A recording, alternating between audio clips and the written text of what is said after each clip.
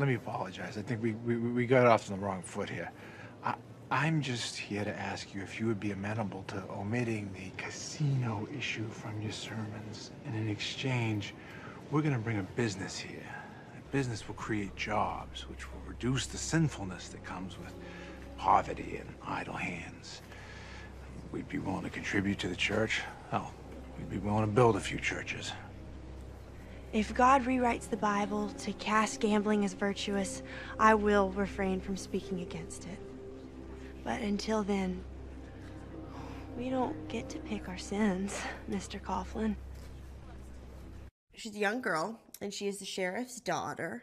So obviously she has a reputation, you know, her family reputation, kind of keeping up with that, and everyone around town knows Loretta Figgis because of her dad, and she has that. But she also, as a girl, she has a sparkle. I mean, there's definitely a twinkle inside her that, obviously, when the screen agent comes to scout around for girls, I think that they see that sparkle, and she's, and her innocence and naivety to it, and she wants to go to Hollywood to be an actress. You know, that's her dream, and her father's really supportive of that, and yeah, she's looking for adventure, and she's excited to start in her life and go on this journey off to Hollywood and maybe, you know, become someone famous.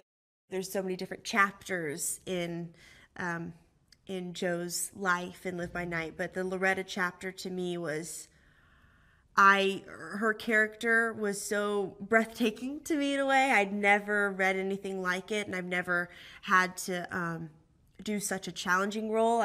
I felt like, gosh, you look and you see these sermons that she's saying, and it's like there's so many different layers to this girl, because essentially she's just a little girl. She starts doing these sermons in little small churches at first, and preaching, you know, against alcohol, against drugs, and, you know, those are the evils in the demon rum, and all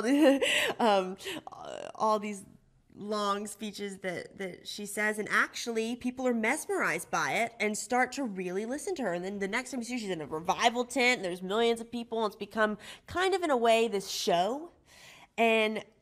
But on the inside, you learn that was something, wasn't fake, but I think it was her coping mechanism, and how she kind of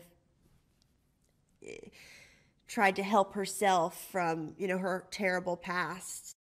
Maybe most people would be scared of Joe's character and scared of him, and the, you know, oh God, the people he's killed and the things that he's done. And but I think Loretta sees a good man inside of Joe, and she sees that, and she's not afraid of him. She's not afraid to say, well, these are my beliefs, and you know what, respect that. And that's that, and that's it.